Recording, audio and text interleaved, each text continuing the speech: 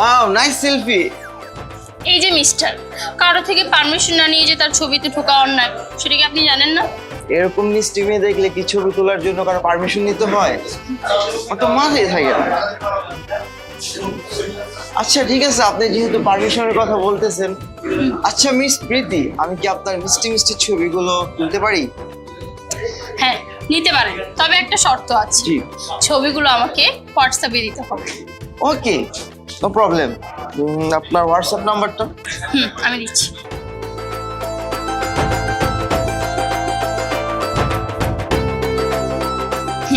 এটা। Thank you. Welcome.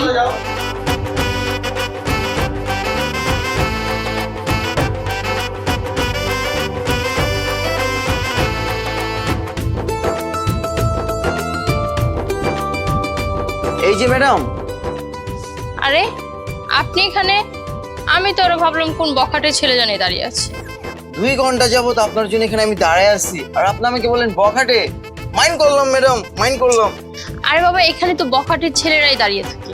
আমি কি কথাটা ওইভাবে বলছি নাকি? সরি। সরি অ্যাকসেপ্ট করতে পারি যদি আজকে আমার সাথে আমার বাইকে করে হারিয়ে যান। ওরে বাবা, হারিয়ে যেতে পারবো না। হারিয়ে যেতে হবে না, আপাতত একটু ঘুরলেই হবে। ওকে স্যার, চলুন। ওকে চলো।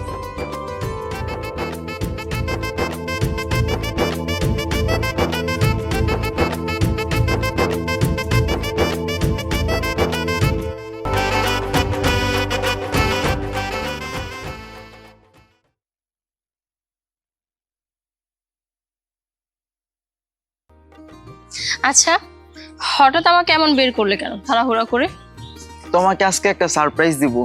কি সারপ্রাইজ? ওই যে দেখো। গাড়ি? গাড়ি তুমি কোথায় পেলে? আমি বিয়ের কাছ থেকে শুনছি যে তোমার নাকি লং ড্রাইভ খুব পছন্দ, আচ্ছা, তাই আজকে তোমাকে লং ড্রাইভে নিয়ে যাব। বাট গাড়িটা পেলে কই তুমি? ওইটা আমার ফ্রেন্ডের, আমি ওর কাছ থেকে চাই নিছি। বলছে যে তোর ভাবিকে নিয়ে আমি লং ড্রাইভে যাবো আজকে। আচ্ছা, এই যে বন্ধুদের কাছ থেকে গাড়িটা চেয়ে আনছো, এ থেকে তুমি ছোট হয়ে জানো? আমি তোমাকে ভালোবাসি, ছোট হইছি না না হইছি ওটা কোনো বিষয় না, বাট আমি তোমাকে ভালোবাসি, আমি তোমার জন্য সবকিছু করতে পারি। তোমার হ্যাপিতেই আমি হ্যাপি।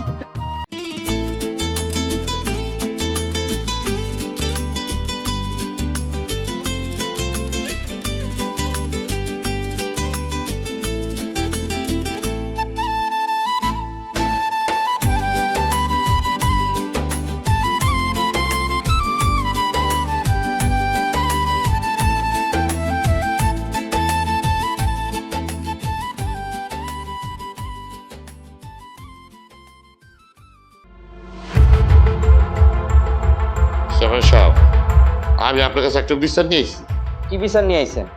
বিচারটা হলো এই যে কুদ্দুইচা আমার জমির উপরে ঘর তুলছে।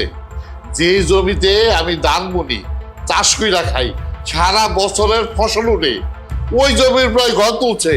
ওই জানে না আর বাপের থেকে আমি নগদ টাকা দিয়া ওই জমি আমি কিনা নিছি, আর ওই জমি তো আমার ঘর তুলছে। এই মিয়া, তুমি মুরব্বীর জমিতে গড় উঠাইছো কেন? আরে চেয়ারম্যান সাহেব করেন না, ওইটা তো আমার বাপ দাদার সম্পত্তি, আমি ওখানে বাড়ি দিলাম না। নানা চেয়ারম্যান সাহেব, আমি মিথ্যা কথা কইতেছে। আমি ওর বাপের থেকে নগদ টাকা দিয়ে জমি কিনা নিছি, আমার কাছে তো দলিল আছে, আমি তো মিথ্যা কথা কইতেছি না। আরে চেয়ারম্যান সাহেব, এই বুড়ার কথা বিশ্বাস করেন, এই বুড়া ফাজিল বুড়া, এই বুড়া কথায় কথায় মিশা কথা কয়। আমার বাপ দাদার সম্পত্তি, আমার কাছে সব দলিল আছে। এই ভুয়া দলিল লয়ে আমার জমি দখল করব? আমার বাপ দাদার সম্পত্তি, এই লেগে আমি আমার অনেক গর্ব। চেয়ারম্যান সাহেব, ওই মিথ্যা কথা কইতাছে। আমার কাছে দলিল আছে, অরিজিনাল দলিল আছে। আমি নগদ টাকাটা কিনছি ওর বাপের কাছ থেকে। ওই জানে না, আর যদি আমার লগে বেশি পারাপারি করে, ওই যদি আপনার বিচার না মানে, তাহলে আমি করে যাই মামলা করবো ওর নামে। আমার কাছে সব অরিজিনাল ডকুমেন্টস আছে, তুই কইলে এবো বেআইনি ভাবে আমার জেল খারাপি, তোরে আমি জেলের ভাত খাওয়াবো। তোরে কইছি না একবার, তোরে ভালোভাবে কইছি, তুই যে ব্যবহার করতেছস তোরে সত্যি সত্যি কিন্তু মাইরা আলামু। দেখছেন চেয়ারম্যান সাহেব, দেখছেন আপনার সামনে আমার ভয় দেখায়, আপনার সামনে আমার ভয় দেখায়। ওই কেমন কি ভয় দেখাবি, কেমন কি ভয় দেখাবি? আমি কি আইনা তোমরা জানি না? জানি, আমি ধরনের চাই নাই। আমি এসে আমগো চেয়ারম্যানের কাছে সুষ্ঠু বিচারে লেগাইছি। যদি চেয়ারম্যান সাহেব না পারে, তখন আমি করে যাবো মামলা করো। আরে মিয়া, তোমরা থামো তো। চিল্লাইতেছো কেন? দেশে কি আইন আদালত নাই? আমি দেখতেছি ব্যাপারটা, এটা তো কইছি তো করে, তারপর তোমরা দুজন ঝগড়া করতেছো। ভাই তুমি যাও।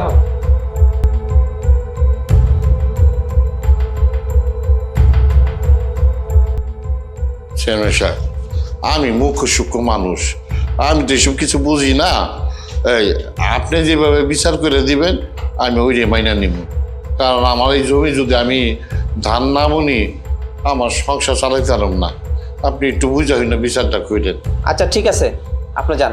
আসি, আসসালামু আলাইকুম। ওয়ালাইকুম আসসালাম। ওস্তাদ, আপনি ভাই বোন খোঁজ খবর রাখেন? কেন? আজকে ওই স্কুলের প্রীতি ম্যাম আর আপনার ভাই দুজন পার্কে বসে জড়াজড়ি করে বসেছিল। তুই কি কস? হ্যাঁ ওস্তাদ, আমি নিজের চোখে দেখছি। ফারুক কখনো ভুল দেখে না। তাহলে এক কাজ কর, মায়েরা খোঁজ খবর লাগা। ঠিক আছে ওস্তাদ। আচ্ছা আর শোন, জি ওস্তাদ। ওই যে দুইজন আছে না মুরব্বী, ওই জমি জমানে কি সমস্যা ওটা তুই একটু খোঁজ খবর লইস তো দেখি। ওকে ওস্তাদ, আসসালামু আলাইকুম। ওয়ালাইকুম আসসালাম।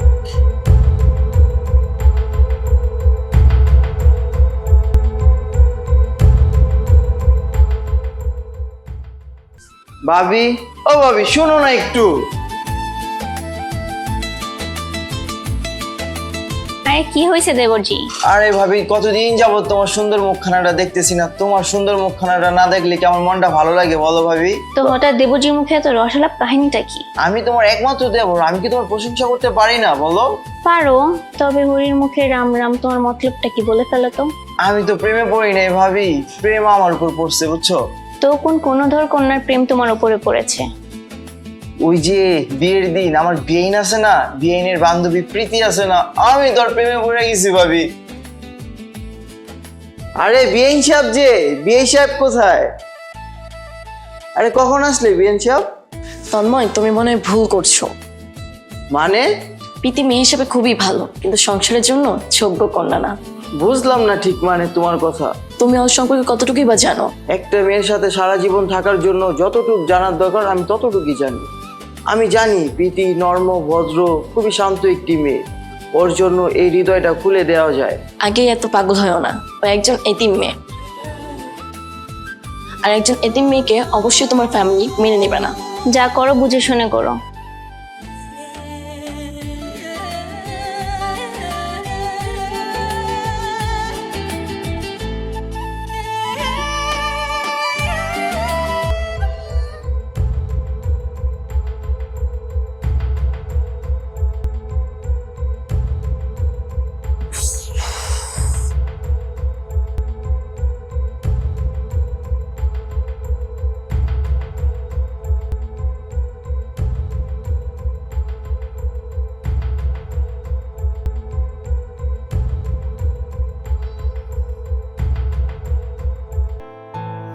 তন্ময় কই? তন্ময় রুমে।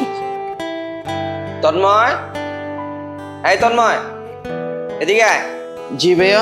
এদিকে আয়। বস। তোর জন্য একটা মেয়ে দেখছি, পাশের গ্রামের মহিমাতবরের মেয়ে, উচ্চ বংশীয়, শিক্ষিত, নম্রভদ্র। আমি এই বিয়ে করতে পারবো না ভাইয়া। তোর বিয়ে করতে হইব না, আমরা তোরা বিয়ে করামো। আমাকে কি জোর করে বিয়ে দিবা? দরকার পড়লে তাই করামো। ওই মায়ের কোনো বংশ পরিচয় নাই, নাই কোনো ঠিকানা। এরকম মায়ের তুমি ঘরের বউ বানাইবা? আর আমরা কোনোদিনও এটা মাইনা নিব না। আমি কোনো পরিবার বুঝি না, আমি কোনো বংশমর্যাদা বুঝি না। আমি জানি প্রীতি খুবই ভালো ও ভদ্র একটি মেয়ে। আমি এর জন্য প্রীতিকে ভালোবেসেছি। চুপ হারামজাদা, তুই আমার সামনে প্রেম ভালোবাসার কথা কস? তোর লজ্জা করে না? তুমি এত উত্তেজিত হও না, তোমার প্রেশার বেড়ে যাবে। আর প্রেশার বাড়লে কি আর না বাড়লে কি? তুমি ওরে আমার সামনে থেকে যাইতে গো। এই তুই করতে পারো।